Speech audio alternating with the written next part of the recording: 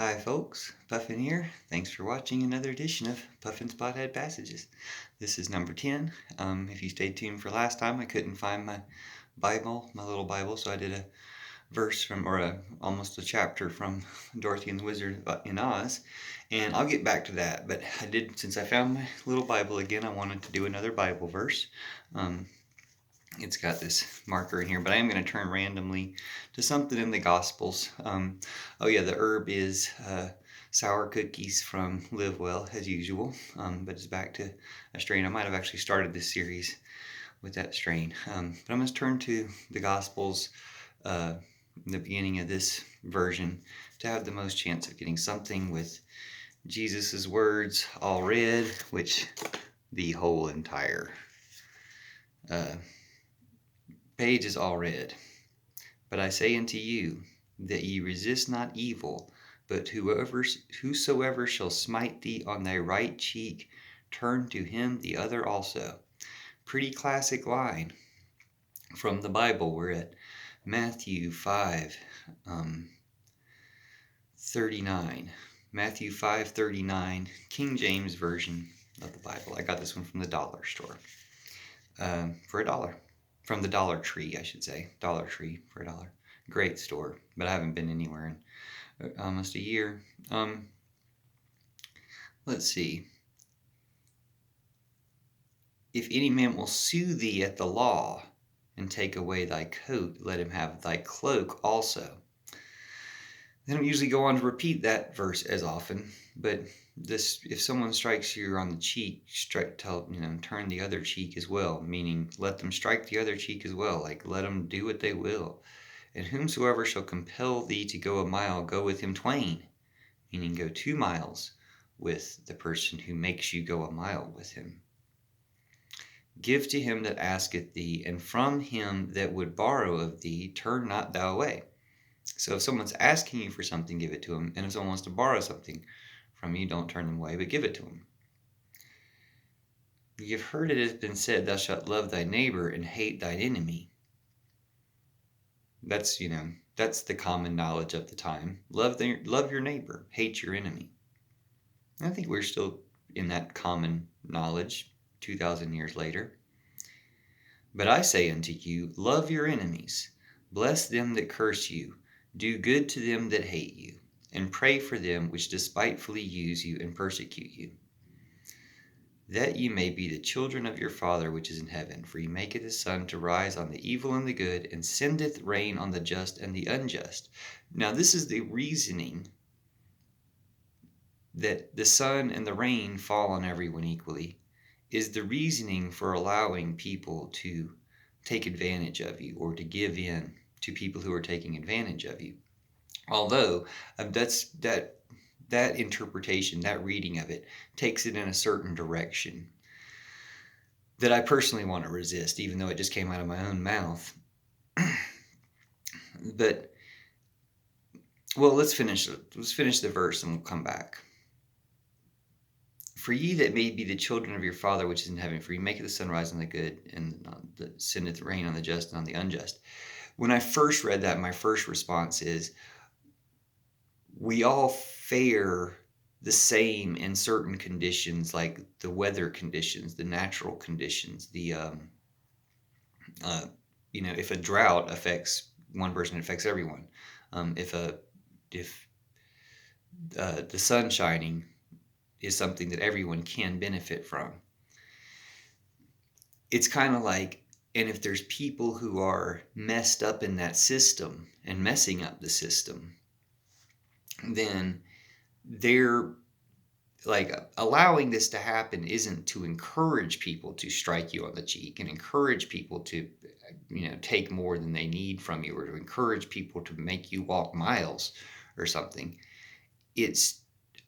My impression is, the way it ends up working is, it's to shame the person for presuming upon you something they're not doing themselves, or having someone, do out of more free will.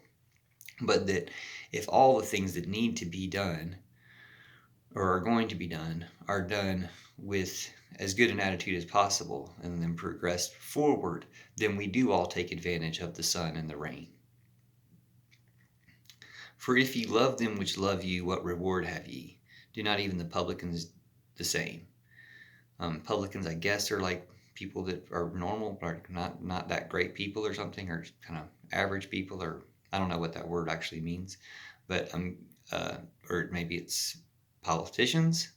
It sounds kind of like politicians, so maybe not normal, like everyday people, but elevated people of dubious trust.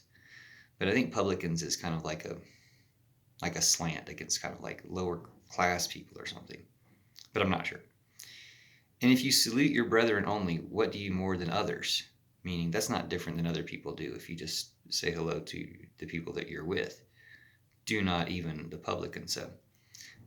Be ye therefore perfect, even as your Father which in heaven is perfect. So the very beginning of this line, I mean, it goes back quite a bit because I didn't start at the very beginning. Rejoice and be exceeding glad, for great is your reward in heaven, for so persecuted the prophets which were before you. It could be a complicated verse. And I guess I will focus on this part because it is so famous at the beginning. Right before it, we have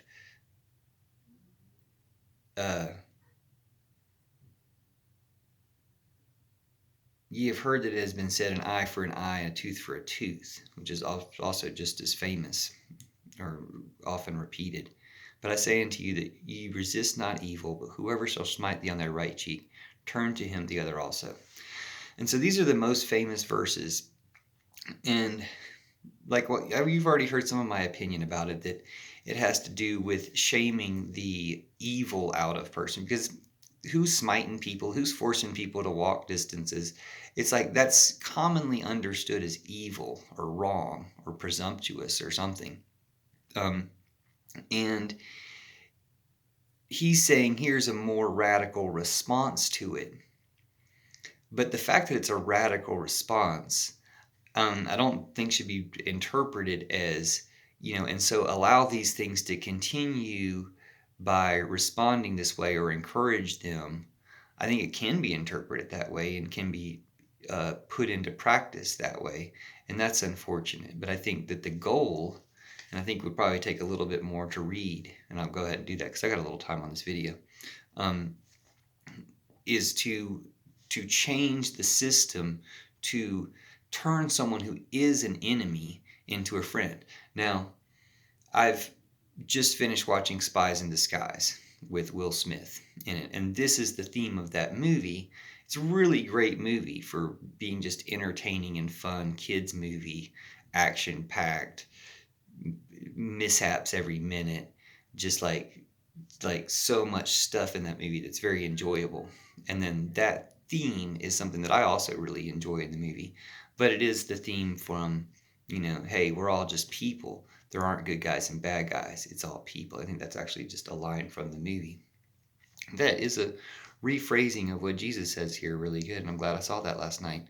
I also watched the Tom and Jerry movie. I got a free week of HBO to check out the new Tom and Jerry movie and trying to see their other content that they have that I haven't been able to see other places since then. And Spies in Disguise is one of those. So check those out. Those are good. Tom and Jerry is just classic. A new movie, but classic comedy. Be therefore perfect, even in your Father which in heaven is perfect. And then we're on to chapter 6, but we'll keep reading because it's just, Jesus just keeps talking for page after page. That's why it's read in this version. Take heed that ye do not your alms before men. Take heed that ye do not your alms before men, to be seen of them. Otherwise ye have no reward of your Father which is in heaven. So he's basically saying, if you do your charitable and good acts before people for the acclaim of people, that's the acclaim you get. If you do these things secretly or privately or in ways that aren't for the acclaim of people but for the actual benefit, that's when the divine rewards you. And I think that's a huge criticism to our current government system, is that we do so much for show, or so much is done for reasons and not for substance, that for appearance, for not for substance. And that's, if you're not doing it for the substance, then while you're focusing on the appearance, you're losing that substance.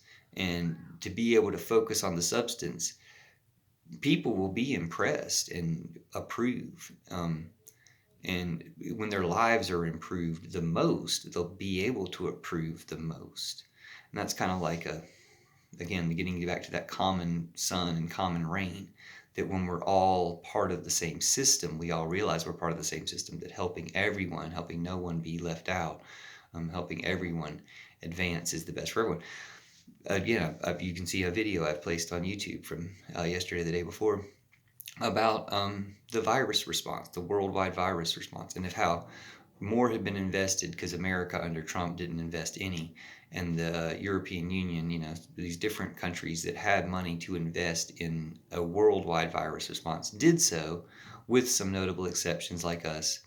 And if everybody had done even more, it would have helped everybody more. So there's a whole thing that, you can just look at the science on it in this particular case, where the more everybody could have done at the start, the less everybody would have had to do later on. And these types of worldwide conditions, pandemics, are, just examples of this stuff coming true, or, being proven to be true. There's been plenty of examples of it all through history, I'm sure.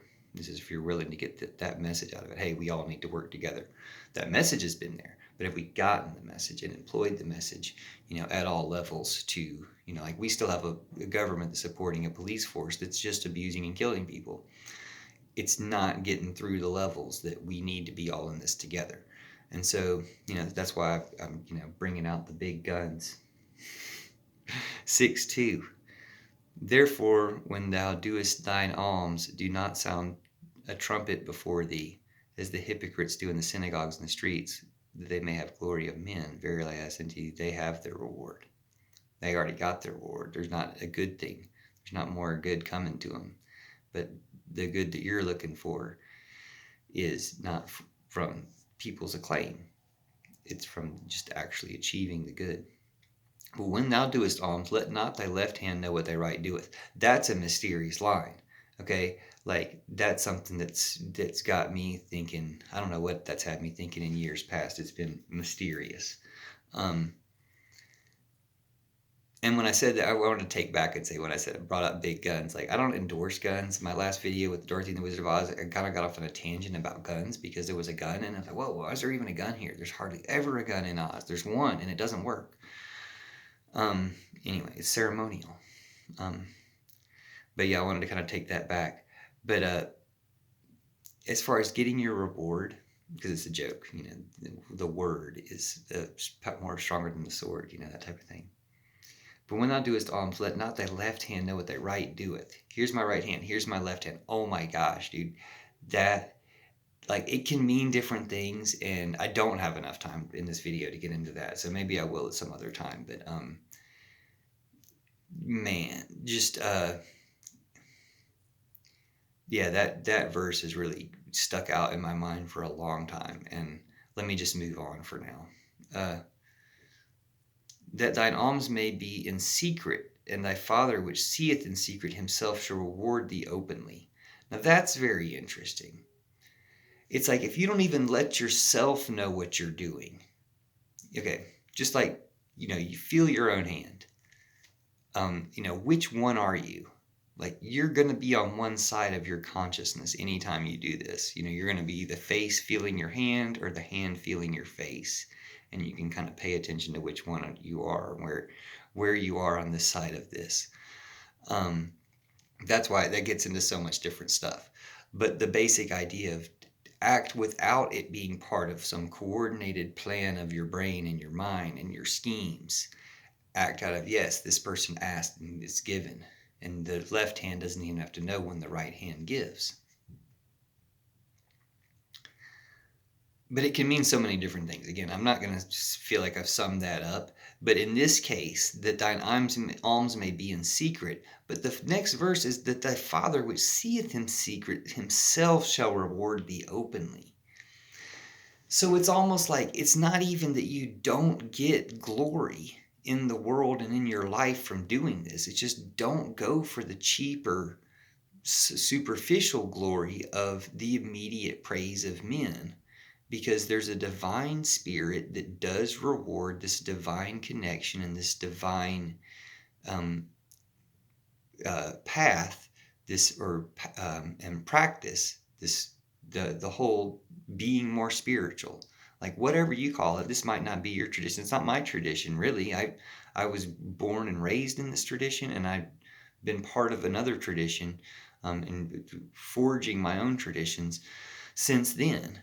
But there's truth to be found in lots of different things, which is why I'm doing this.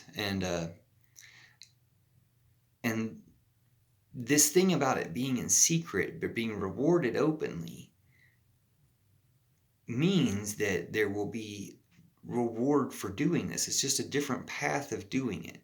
And it's not about the reward for your own benefit, because these types of rewards are for everyone. It's kind of like the sun and the rain shining. Like, people have always thought that in a drought, they've maybe done something wrong. What do we do to change our relationship with the divine so that we end this drought? People have thought that throughout time, no matter what religion they've been in. As far as I can tell, people have always thought that type of thing.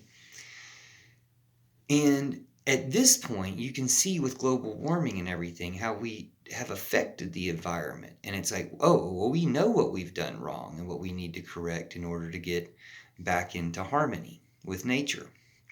And we're not doing it.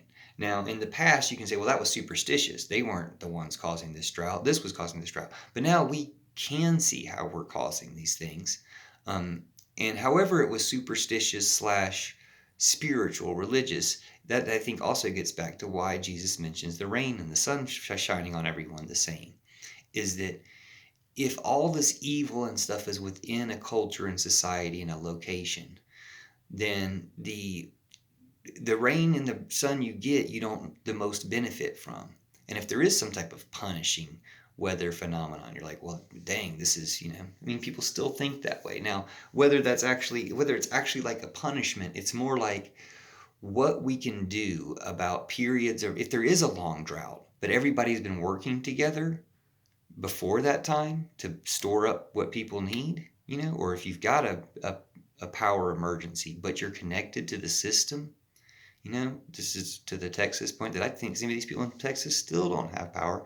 And it's killed over 40 people that they're reporting on that they know of so far, the last time I heard a few days ago. And they're suing them for $1 billion. Now, Jesus has just said, if someone sues, don't sue. He doesn't say don't sue. He says if somebody sues you, the sue law and take away their coat, let them have their cloak also. So in that case, oil companies, Texans, Texas legislature, when they sued you for $1 billion, go ahead and give them the company. Okay? Do you see how that works? It's what I was saying last time. When they're going to sue you for $1 billion, which maybe you're worth $3 billion, whatever, who cares? Get over yourself already. Like, give it up. Let the people, let the demands of the nation, of the world, help dictate how you run things. What's wrong with that? What's wrong with doing something that respects how it's going to affect everybody in the world? Most people are asking for that in various forms all up and down the chain these days. So might as well get on board. It's the future. And, predicted from the past. So let me just wrap this up because I am running out of time and I tend to carry on. But and I'll do another Dorothy and the Wizard of Oz after this because I'm excited to find out what happens to them in the land of the gargoyles. And their friends. So the reward comes openly. And when thou prayest, thou shalt not be as the hypocrites are, for they love to pray standing in the synagogues and in the corners of the streets, that they may be seen by men. Verily I say unto you, they have their reward. But thou, when thou prayest, enter into thy closet, and when thou hast shut thy door, pray unto thy Father which is in secret, and thy Father which seeth in secret shall reward thee openly. Same principle. Just saying, you can do these things secretly. He says Father, I say Mother. It's cultural. But when ye pray, use not vain repetitions. It's cultural and it's, long sexism for generations. So I don't want to say it's just cultural, but anyway, I say goddess for that reason, to turn things around. Put some more side on the other balance. 6-7. Matthew 6:7. But when ye pray, use not vain repetitions as the heathen do, for they think that they shall be heard for their much speaking. I do it. I say some mantras, various mantras. I say a Lady Gaga mantra, a Jesus mantra, and a Buddhist mantra. I'll tell you about this in another one. But basically saying, think about what you're saying. Don't just repeat things. Think about what you're saying. But that fits in with the whole don't let your left hand know what your right's doing. Be of the moment and in the moment and be present. Be becoming more present, because so much of what we do is, letting our presence fall away. Be not ye therefore alike unto them, for your Father knoweth what things ye have need of before ye ask him. Now that's very interesting too. When you pray, use not vain repetitions. He's not saying use what you actually think of, but God knows what you're thinking of before you even say it. What's the point of thinking it? It's kind of like connecting with yourself through truly thinking about how you would converse with the divine. And that does get you more in touch with yourself, because the divine already knows. It's your process of formulating it that's important. Be ye not therefore unto like them, for your Father knoweth it before you ask him. After this manner therefore pray ye, Our Father which art in heaven, hallowed be thy name. Thy kingdom come, thy will be done, on earth as it is in heaven. Give us this day our daily bread, and forgive us our debts as we forgive our debtors. And lead us not into temptation, but deliver us from evil. For thine is the kingdom, and the power, and the glory, forever. Amen. And that's the end of the Lord's Prayer as I was always taught it, exactly as I was taught it since I was a kid. And I'm almost out of time, and this is a great place to end. Thank you for watching. I'm going to go ahead and read another verse because I can't resist. For if ye forgive men their trespasses, your heavenly Father will also forgive you. For if ye forgive not men their trespasses, neither will your Father forgive your trespasses. Moreover, when ye fast, be not as the hypocrites of a sad countenance, for they disfigure their faces. So it goes on to some other practices, but just to finish up on that final note, because I'm all about justice for these police who keep killing people. I'm all about, to get them at least out of their work and entitlement to do that. But, to put them in jail and all this stuff. And then I end up feeling bad because I don't believe in jail. I'm an Ozite. I believe in Oz as the future.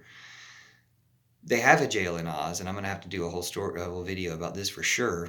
It's very important because it only appears in one book, and only one character goes to the jail. Spoiler alert. But it's different in the future. And the point is that while we don't want these people doing bad things, there is a path of forgiveness and shaming them that works together to open up a new path for them, for you, for everyone. And I've been neglectful of that in getting caught up in justice, because it's all injustice coming from them, and you want justice to repair it. But there's greater justice that comes from greater justice than the systems we've put in place to punish people wrongly that aren't being used to punish people when they deserve it. That gets everybody still thinking that system needs to be there like it is, and it doesn't. We need to do a different system altogether. And it's also wrong that we can figure that out just in time for like the white supremacists to be the one who don't have to go through the bad side of the system. But then again, some of them do, or whatever. But we do need to change that system, and we can change it for everybody. But with all that coming out that the people in power and the ones in running the police and stuff are those white supremacists, like it definitely needs to change sooner than later. And whatever ways we have of changing it and fixing it benefits everyone. That's for everyone. So